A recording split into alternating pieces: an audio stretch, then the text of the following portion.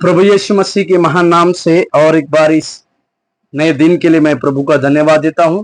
आज का उत्साहित करने वाला वचन जो निर्गमन की पत्री उसके 3 अध्याय उसके 14वें वचन में, निर्गमन की पत्री उसके 3 अध्याय 14वें वचन में जहां लिखा हुआ है, परमेश्वर ने मूसा से कहा, मैं जो हूं सो हूं। निर्गमन के 3 अध्याय में परमेश्वर मूसा को जलती हुई झाड़ी के द्वारा दर्शन देने की बातों को हम देखते हैं। मूसा के अंदर उस होरेब नामक पर्वत के पास उस भेड़ बकरियों को लेकर जाने के बाद हमारे बाप दादाओं को परमेश्वर ने इसी पर्वत पर दर्शन दिया था। इस प्रकार की अभिलाषा जो थी, उस अभिलाषा को यहां पर परमेश्वर पूरा करते हुए हम देखते हैं। और इस जगह पर हम इस बात को देखते हैं कि परमेश्वर किस प्रकार से मूसा को अपना परिचय को देते हैं। उस जलती हुई झाड़ियों के बीच में परमेश्वर उस मूसा को दर्शन देना, मतलब प्रभु उस मूसा के द्वारा बड़े अद्भुत चिन्ह चमत्कारों की सेवा को करना चाहते थे।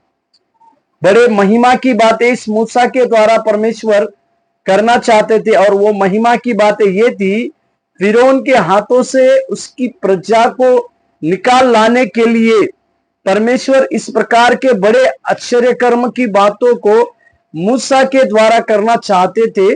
इसी के लिए परमेश्वर ने इस जलती हुई झाड़ियों में उस मूसा को दर्शन दिया। और इतना सब होने के बाद जब परमेश्वर अपना परिचय को देने के लिए जब कहते हैं, या मूसा परमेश्वर को इस प्रकार से सवाल पूछते हैं कि आप कौन हैं, तो परमेश्वर अपना परिचय देते समय एक संक्षिप्त बात को लिखते हैं। अपना परिचय परमेश्वर वहां पर इसी प्रकार को देते हैं, मैं जो हूं सो हूं। मतलब मैं जो हूं सो हूं, मतलब आदि में जिस परमेश्वर की बातों को आपने सुना, तुम्हारे बाप दादाओं से जो तुमने परमेश्वर की बातों को सुना, मैं आदि से उनका परमेश्वर, तुम्हारे बाप दादाओं का परमेश्वर और अभी तुम्हारा परमेश्वर हूं। मतलब आदि से लेकर चलकर आने वाला, आदि लोगों के बीच में, शुरुआती लोगों के बीच में आने वाला परमेश्वर, मैं जो हूं सो हूं परमेश्वर।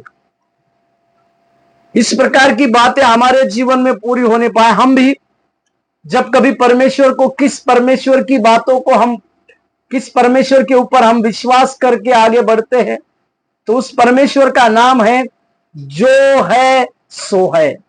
मतलब जो परमेश्वर है वो है, मतलब हमारी शुरुआत से चले आने वाला वही परमेश्वर है और हमारे जीवन की अंत तक हमारे साथ रहने वाला परमेश्वर है। इसी के लिए इस सवेरे के समय में इसी बातों को हम अपने जीवन में सोचे और आगे की ओर बढ़े। प्रभु आपको आशीष दे। धन्यवाद।